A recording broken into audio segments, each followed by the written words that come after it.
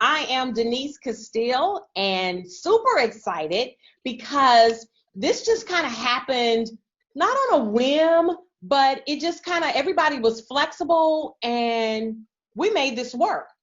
So to give you a little background, yesterday's post was about cold calls. And in that post, I asked you, should you be cold calling? Is that a thing of the past? Do people still do it? And surprisingly, a couple of you said, yeah, I do cold calls. And the person who I've got with me today said, yes, she does them and they work very well for her. So of course, I'll do the whole thing. Well, can you come on Wisdom Wednesday webinars? And she was like, yeah, tomorrow? Well, first of all, I was like, well, I was thinking another Wednesday, but let's do it. Let's do it right now. So please welcome Emily Lewis. Hi, Hello. Yes, I'm from Missouri. I'm cold. I'm bundled up. If you could see me under my desk, I have my fuzzy slippers on and I have my sweatpants on. I'm an Arizona girl, born and raised, living in Missouri, and I'm freezing cold. Wait. I don't envy you at all, Emily. Yeah. So, Emily, I've seen you around in the group and love having you. You have a CPR business. How long have you had your CPR business? And what's the name of it? Yeah. So my business is Show Me CPR and Personal Safety. Okay. It's our mission and our vision. We bring affordable, accessible, and convenient life-saving classes to businesses and families in Missouri and across the nation. So that's something we really strive for.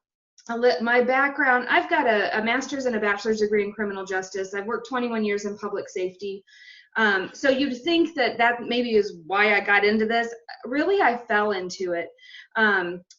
Born and raised in Arizona. So right about the housing boom, like 2004-ish, when the housing boom, I was working for a police department, and I bought a house out in an unincorporated area in Arizona where the sheriff's office was responding, and we had rural metro fire department.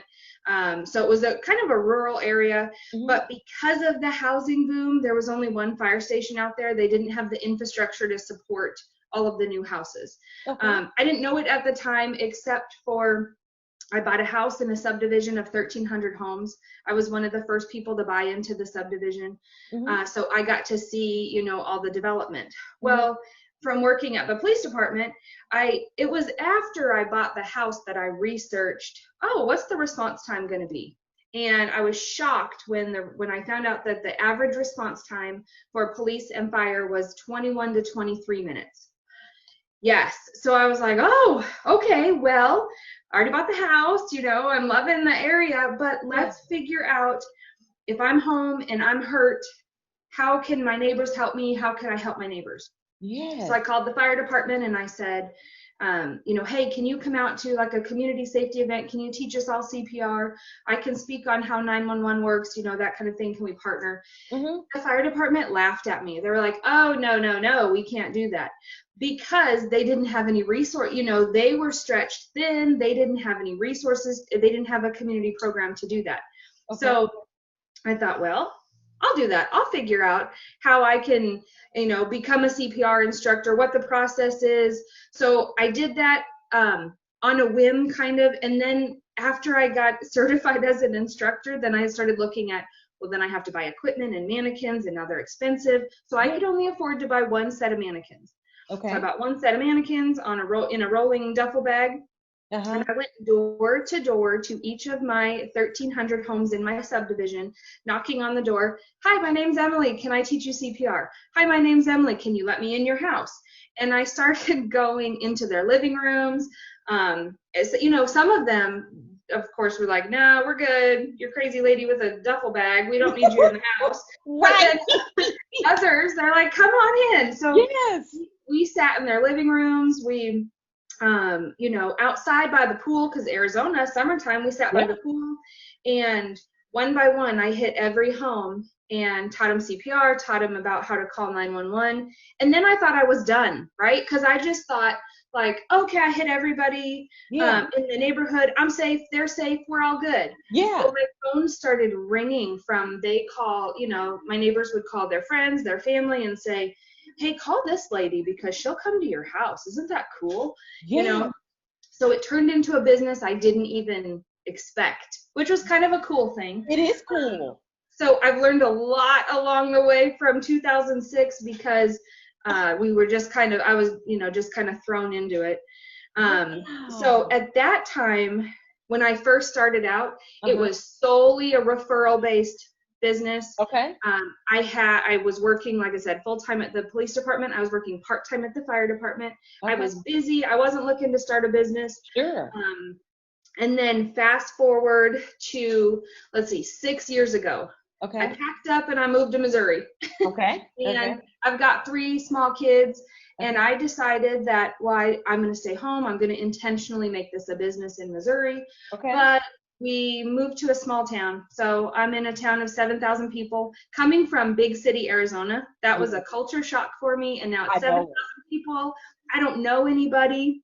Yeah. And, you know, we all know that people do business with someone they know, like, and trust. Absolutely. I'm an outsider. I'm in a small town. So how am I I didn't have the referrals. I didn't have the connections. I didn't have the network. I didn't have any of that.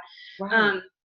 And one of the reasons kind of that we moved to the small town was for a sense of community, you know, and so going back, like, to the overall reason of why I started teaching CPR, I wanted to equip and empower others with the confidence to have these skills should anything happen. I have been on the other end of it. I was a dispatcher by trade along with you know, working in an ambulance. So I have taken more 911 calls of people that say, I just pulled my 7-year-old granddaughter out of the swimming pool. She's not breathing. What do I do? Right. And I'm hoping that the CPR instructions that I'm giving over the phone make sense, and that you understand them and that you're doing it correctly because I can't see you. And you know, so being now able to be on the proactive side and empower others, that's what I like. That's what I like. I enjoy meeting new people. I enjoy connecting with others. So I wanted to really be intentional about my business in Missouri here, where we were building a community and we were building a resource of, and I don't mean this, you know, in a bad or negative way, but I don't just want to be a CPR instructor. Of course, I want to be so much more than that. Absolutely. So when, you know, when I was building my business here in Missouri, I took the concept of, well, I'm going to have to make some cold calls. I'm going to have to walk into businesses, and it's a necessity for me to get started. I'm going to have to build that trust and build those relationships with people. And so I started face-to-face. I didn't start with the phone calls. I started face-to-face. And why, Emily? Why did you start face-to-face? Because I was hoping that people would see me, put a face to me, and know that this is who I am, and I'm a normal, regular person, and I'm a mom, and I'm a member of the community. And it didn't hurt that I brought food. So I either brought, that's the dispatcher in me. Okay. Yeah, if you ever want to make a dispatcher's day, bring them food, bring them chocolate. Okay. So I started out, those are my two, chocolate's my big weakness. So I would either bring chocolate or I would bring, and I know it's a little bit cliche and nerdy, but I would bring lifesavers. Yes, I like that. So I brought, and I was looking for one tonight, but I'm all out of my little bowls. I bought these little bowls from like the dollar store, clear, and I'd fill them with the individual wrapped lifesavers. And I would bring those, you know, thinking like they are going to remember me because I'm, you know, incorporating saving a life and lifesavers. Exactly. So I started I like face to that. face kind of walking into Mm-hmm. businesses and doing those cold calls. Mm-hmm. And I'm not a salesperson by trade, so it was really uncomfortable for me. Oh, I And so it bet. was kind of a test of, that not to grow thick skin, not to take it Yeah. personally, their reactions. Yeah. And so I really fine-tuned my script, as I call it. Okay. And I would rehearse it and I would go over. I have lots of notes here. So Yes. Yes. Tell us. the first thing that I would say, I'd walk into the business and well, let me back up. Okay. Very strategic in who I would target. Okay. Who did you So talk? I did a lot of research on the industry. Okay. So for example, if I wanted to, this week I want to target dental offices. Okay. So then I became really in tune with, do dental offices need to be CPR certified? Mm-hmm. Is Mm-hmm. it a state law? Is it an industry license? Okay. Criteria. Is this the right fit for me? Okay. Plus, I'm a mobile CPR business. I Yeah. don't have a storefront. I don't have an office. So I was looking for places that I could bring all my equipment to them and they could Yes. host it. Of course. So they had to meet like certain criteria. Yeah. But dental offices, for example, I'm like, Okay. okay, this week I'm purposely going to hit dental offices. Okay. And then knowing who is that, what the industry criteria is, so that I Okay. could speak on that. Like here in Missouri, dental offices have to have American Heart Association Oh, okay. versus National Safety Council or American Safety and Health Institute or American Red Cross. Yes. So me knowing that, I knew that I would speak their language. I would speak to, yes, I can offer you an American Heart Association class. Okay. And then kind of knowing the structure of a dental office. And this is just kind of for being a customer. You walk in and there's a receptionist. Yes. Well, that's your gatekeeper. So you Yes. got to bring the receptionist the food Right. so that you can make the connection with her. Otherwise, she's going to close you right off, and she's going to protect the manager, the dentist, the decision maker. And you will not get past them. Yep. Yeah, so knowing right away that Mhm. that was my approach. Yes. And then my goal was not to walk in and get a sale that day. Okay. My goal, so my script is, hi, my name's Emily. I'm with Show Me CPR. I'm a local business here in Sullivan, which is the name of the town that I live in. Okay. And I look forward to getting to know you more and earning your business. And so right there, I'm letting them know I'm here for a purpose. Mm-hmm. Yes, I want to give you some information. Yes, I have a service that I want to offer you, but I know that it's going to take me time to build up trust and to earn your confidence to hire me as your CPR trainer. Okay. So yeah, hi, my name's Emily. I'm with Show Me CPR. We're a local business here in Sullivan, and I'm looking forward to getting to know you more and earning your business. Okay. And then I pause. So my favorite thing is there's power in the pause. Absolutely. Right? In that uncomfortable silence when you sit and you pause, because then you're talking and you pause and you wait to see how they're going to receive that information. You know what, Emily? I'm a Fierce Conversations certified trainer. And one of the things in Fierce Conversations is let silence do the heavy lifting. And you are exactly right. You put it out there and you just wait. And it's uncomfortable, but you just let silence do the heavy lifting. I just want to put that in. Go ahead, please. Yeah. Well, and I guess I should say, I probably should have said this disclaimer before. I talk super fast, and by nature, I get super excited and I talk with my hands and I'm da-da-da-da-da. That's so okay. I, on purpose, when I'm doing this, I limit myself to what I'm going to say. So I don't word vomit all over everybody. Oh, yes. So, so I have written in my script, pause, 1, 2, 3, so it reminds me to take a deep breath and it's okay. Good. And then I see kind of where that conversation goes. And I have built in, like, I know you're super busy. I don't want to take too much of your time, but I wanted to drop off something. And then I have a list. So either I want to drop off this bowl of Lifesavers. I want to drop off, I've got these magnets, and I can go over this stuff in detail. I want to drop off maybe a face mask. Oh, So yes. I have 1, 2, 3, 4, 5, 6 different things, options that I could drop off, because my intention then, so for example, if I drop off the bag or the bowl of Lifesavers, before I leave, it was really nice to meet you. Is it okay with you if I come back next week and refill your bowl of Lifesavers? So then I've gotten their permission to be able to come back. Plus, hopefully they're going to enjoy the Lifesavers, and then they want to come back and I'll refill their Lifesavers. Yes. And then that gives me a second opportunity to come in and talk and see how their week's going and see who they are and what's going on. And then that second time, I'll bring Lifesavers, and then I'll bring a magnet. Yes. Or I'll bring, a little card that I've got.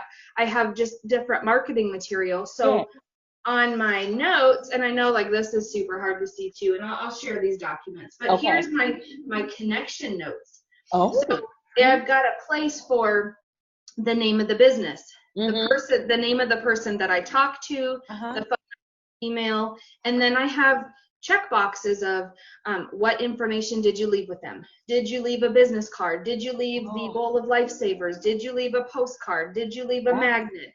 Did you leave a face mask? So that I can track the date, and then how the conversation went, who I talked to, and what I left. Oh, that's so that I know the next time I'll leave them something different. Yes.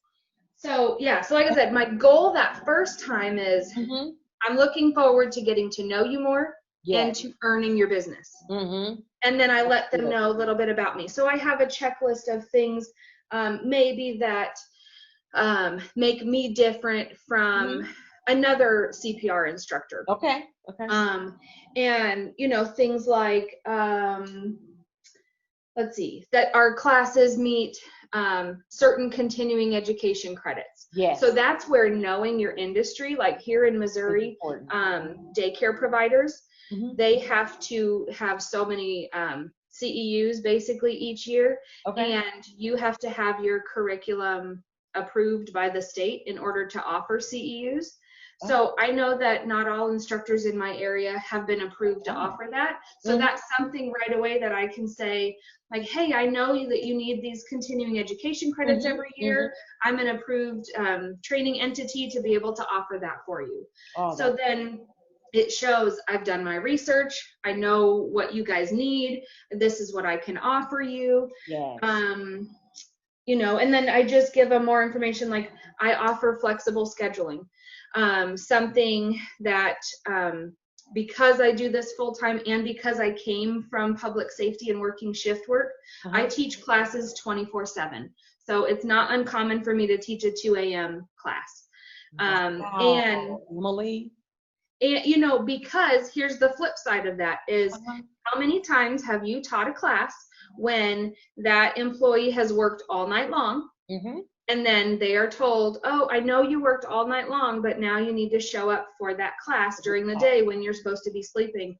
And they're tired and they don't want to be there and they're grumpy and they, and it's a whole thing of you want that employee not only to learn and be active in the class, but you want them to feel heard. And you want them to feel like they're not just another night shift employee. And so my classes, when I started offering them at 2 a.m. or midnight, my participation has gone up. My students are more engaged and they actually want me to be there, even though it's kind of like, well, I'm here because my boss told me I had to be here, but thank you for coming at 2 a.m. instead of when I'm supposed to be sleeping. So that's something that I can say, that I offer. That is awesome. So Emily, I love the face-to-face, and I knew that because you shared it with me as we sent some private messages, but I was expecting it to be phone calls. Do you do any type of cold calls on the phone? I love the meeting in person. I absolutely love that. So, and especially, go ahead. How has COVID changed that? And do you still do Do you still do that and meet people? So do you Um, still do that? Yep, I do. So COVID has, I don't know, forced me to do more phone calls. Okay. But usually my phone calls are more preemptive if I'm not familiar with your business, if Okay. I'm not familiar with the industry. I'll call and I'll say, do you have a safety officer? Who's Okay. in charge of your training? Mm-hmm. And then I can have a phone call with them, hey, do you guys have an internal instructor, Mm. or do you hire that service out? So I kind of understand the industry terms. Good. And so I'll call and like especially with COVID, a lot of businesses are closed to the public. So Right. I'll call and my intention is to get either an email for somebody or a phone number, because I can still stick my marketing material in the mail to them. Yeah. Everything costs money. I know exactly how much each magnet costs, Yeah. plus the envelope, plus the stamp to mail it in. Right. So I want to make sure that I'm sending it to a specific person and not just blindly. Yes. So I try to research who that correct person is going to Okay. be first. Okay. Because a lot of times too, same with the dental office, that gatekeeper, that Mm-hmm. receptionist is Mm-hmm. the same one that's answering the phone. So you need to make sure that you're talking to the right person. Otherwise, you're just spinning your wheels and you're not getting Exactly. anywhere. Exactly. And then I'll try to find, I ask a lot of questions. So I've got a checklist of questions too on, Okay. how do you do your training? Do you do, especially with COVID, do you do face-to-face training? Yeah. Is your company one that supports online and blended learning? Mm-hmm. How flexible is the company? And sometimes it just takes education where you Mm-hmm. say, and I use the term online generally first, because Okay. if I say, hey, do you guys want a blended learning CPR class? They don't know Most what people that are is. like, I don't even know what that is. I don't know what that And is. so I'll say online, Online. and just so you guys know, when I say online, I'm talking about the blended learning Yes. portion of it. Yeah. Yes. Um, but I'll say, is that something that you guys would be interested in learning more about? Our online CPR classes, with our hands-on skills, Mm-hmm. and I'll talk to them about that option. And sometimes they'll say, like, oh no, we can't accept online certification cards, and so then I'll say, well, wait a second, it's actually a blended learning format where the first portion of it is online, the second portion of it is a hands-on skills practice. Yes. And so educating them about, it's still an OSHA approved class, Mm-hmm. it's still nationally recognized, Mm-hmm. all of those key terms of just educating them Just on, educating them. Yes. yeah, on their different Okay. options. And so finding somebody that is the correct person to talk To to, like I talk to. said. Yes. Yep. And then even asking what they currently have.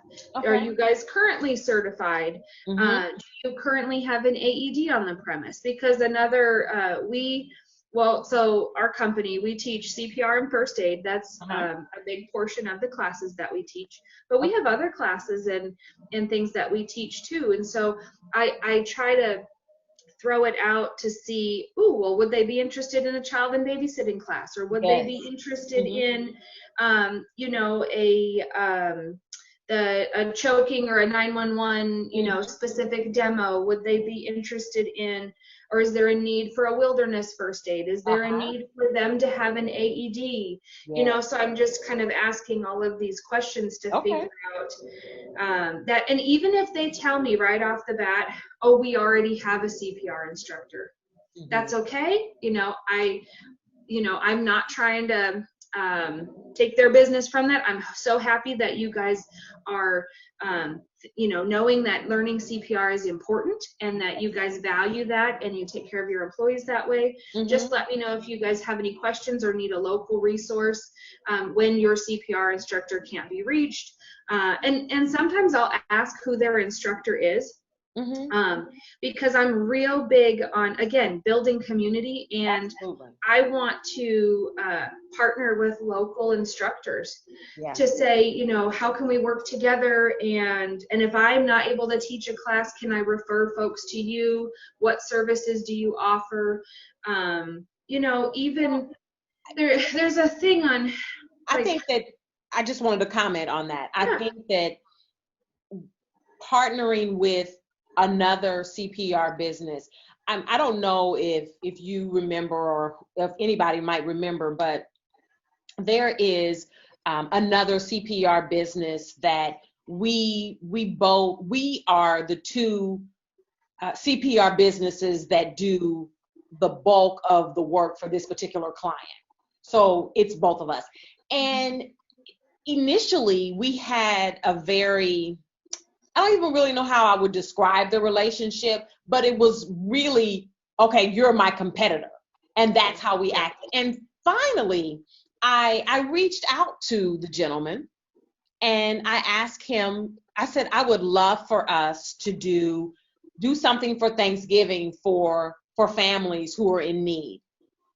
And ever since then, I would say we are about as thick as thieves because, you know, he'll say, hey, I got this. Are you able to teach this? Or, and so we help each other, and we realize that we don't have to be, sure, you have the same kind of business that I do, but it doesn't mean that, you know, we're in, you know, we got to duke it out. We don't have to do that.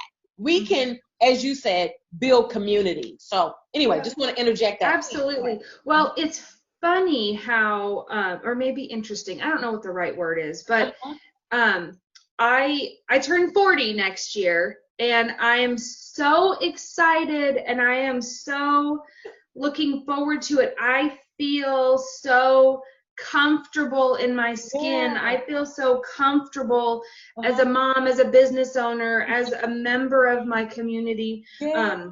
Because in my 20s, I probably would not be preaching, you know, hey, work with your competitors. Right.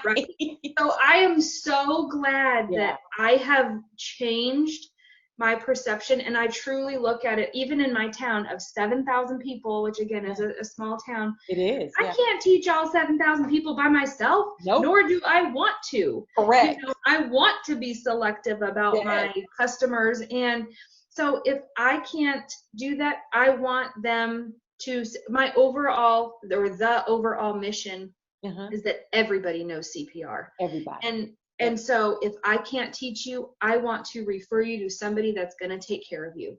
I love And so just, you know, learning and asking questions and being able to work with businesses and find, you know, that's okay that I didn't sell you your AED. That's okay that you have another CPR instructor. If something comes up and you have a question for me, you know where to find me. Exactly. I'm going to be here in town.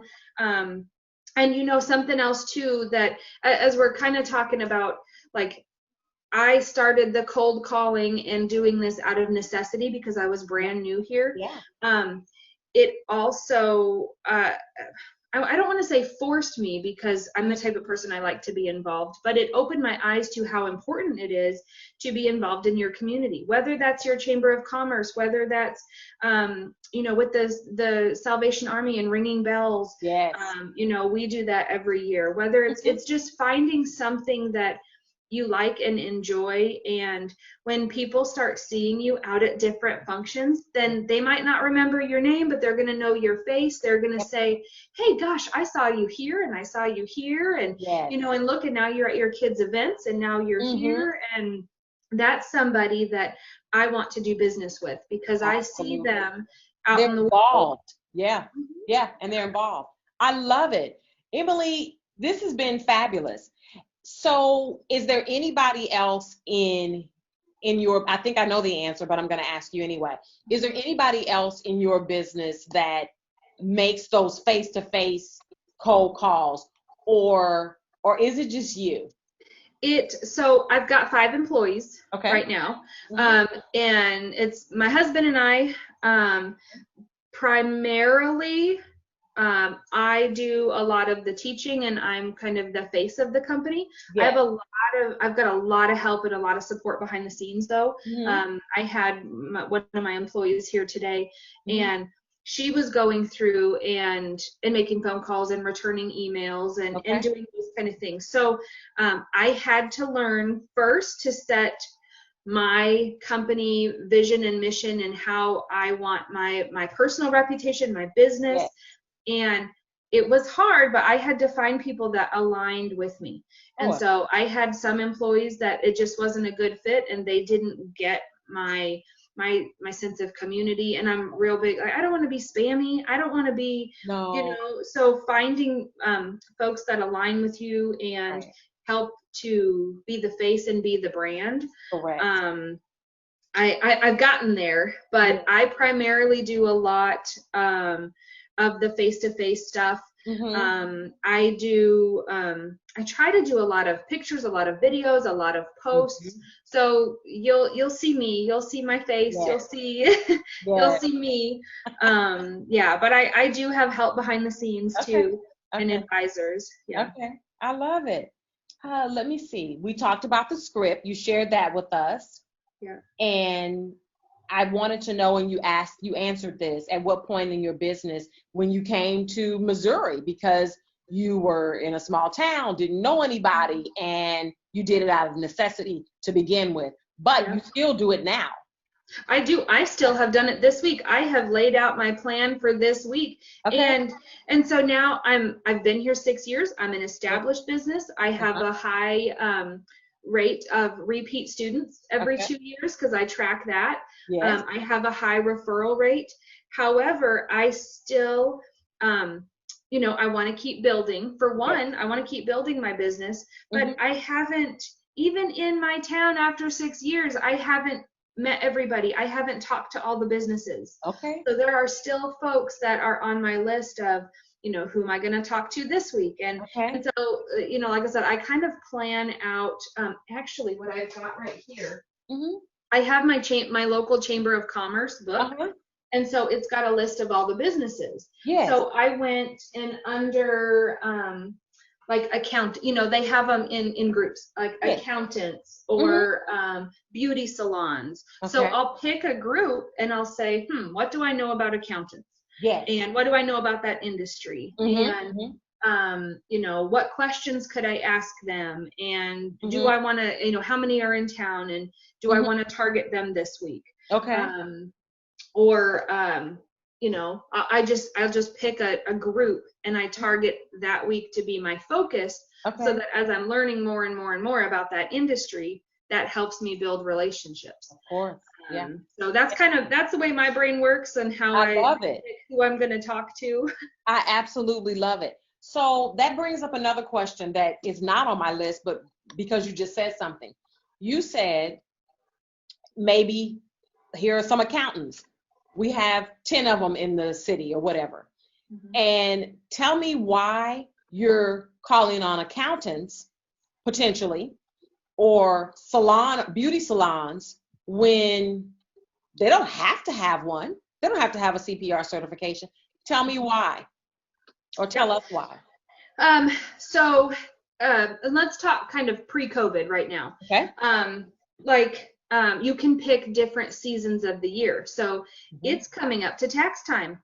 And think of, that's the accountant's busy season. Yeah. So in their office, they're going to have an influx, hopefully, of customers in there. And then their customers are a variety of the age ranges. Yes. And so knowing that they're going to have people inside their office, then I can talk to them not only about being CPR and first aid certified for their office, but having an AED, and why they should have an AED in their office because of the customers that they serve. Yeah. And so talking to them strategically, you can always hit the angle of, well, what if you're at Walmart? What if I was at Walmart, aisle 13, the greeting card section. Somebody went down in front of me.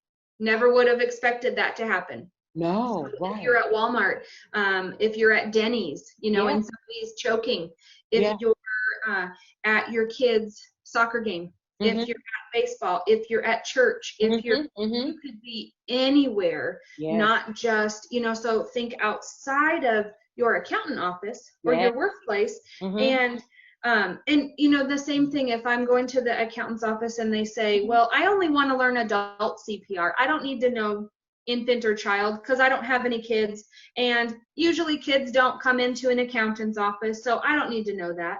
Mhm. Well, then I can say, well, but wait a second. What if you're Where someplace else? Yeah, where have you gone that there's kids? A Yeah. restaurant, a Mhm. sporting event, Mhm. so all of my classes, Mhm. no matter if they ask for it or not, I always teach adult, child, infant. Yes. I'll Okay. give them a choice, kind of. And I and that's love it. why I don't give them a choice, That's because you good. can Yeah. be anywhere. You're right. Um, Great point. I love that. mhm. And I thought your answer would be around everybody needs it at some point. Everybody needs to know it. But that was a great nugget. The nugget that you just dropped. Think about, seasonal. Tax season is coming up. H&R Block. Yeah. We've got them all the time. And people, I don't know how it'll be this coming tax season because of COVID, but hopefully because the vaccine is out, maybe that means that we're going to get back to a little bit more normalcy. But those were great nuggets. Emily, that was awesome. Yeah, I had not thought about it in that sense, that tax season's coming up. They're going to have people in their office. Yeah, that was good. Very, very Yep. good. What else? You answered this as well. I wanted to know, how do you track the business that comes from the cold calls or the face-to-face cold calls? And you said you've got a sheet Mhm. and you make sure it gets filled out for each one. Yeah, I Yep. love it. I absolutely love it. What else do you need to tell us that I haven't thought to ask or that hasn't come up? I'm trying to think. I'm looking at all of my stuff. I know, so I said that I'll go and I have 6 different things laying out in front of me. My Yes. magnet, my face mask. I Uh-huh. have thank you cards, and Mm-hmm. they're just blank inside. I'm a big fan of handwritten. So Yes. handwritten notes, handwritten Mm-hmm. thank you cards. So I've got them. I pre-address them, Okay. right away. I've got like all of this stuff. Yes. Well, I didn't start out with all this stuff. Okay. I worked my way up to it Okay. because like I said, when I first started, I didn't have money for all that. I Yeah. bought one set of mannequins, and it took me a while to build up the money to then buy more stuff. So Mm-hmm. something just as simple as I want to leave you with a handwritten note or a handwritten Oh, card or nice. something, but think ahead Yes. so that there's a reason for you to come back. And like lifesavers, they're pretty inexpensive. And I Mhm. went to the dollar store and I got those bowls. Those little balls. So I did that for the pre-planning purpose of, it's probably going to take me 7 times for them to know me and like me and tell me Yeah. not to come back, Right. or something. Yeah. But I knew that I wasn't going in there with a sale in mind that day. Yes. I'm I thinking think that's big important. picture. Yes. Yeah, I'm thinking big picture, and it's more important to me to develop that relationship and Absolutely. build that community versus I want to sell you a CPR class right now. Now Exactly. each time I'm going to sprinkle those seeds and those nuggets of Exactly. think of me, Yes. think of me, think of me. Yes. But it might take a little bit to build on that. I think it's great that you are okay with that. I think a couple of weeks ago on a live, I said, about networking, because in a sense, that's what you're doing. When you go out and you're introducing yourself, you're networking. That's what you're doing. And it's awesome that you say, you know what, if I don't make a sale today, that's okay. And in fact, from your perspective, I'm not even planning to make a sale today. So I think that's phenomenal. Yeah. Now I do have my calendar with my dates available, because on the chance that they say, yes, I'm ready to book a class, we were just thinking about this, Yes. then I'm prepared. So Uh-huh. I'm prepared for all of that, and I anticipate that. And I try to make sure that I'm open to that, because I don't want to close off any opportunities. But I also for my mindset, I don't want to set myself up for disappointment or failure that, Sure. oh, I didn't make that sale today. I want to celebrate the success of, they took my lifesavers, they let me in, they said hi to me, I met a new friend. Yes.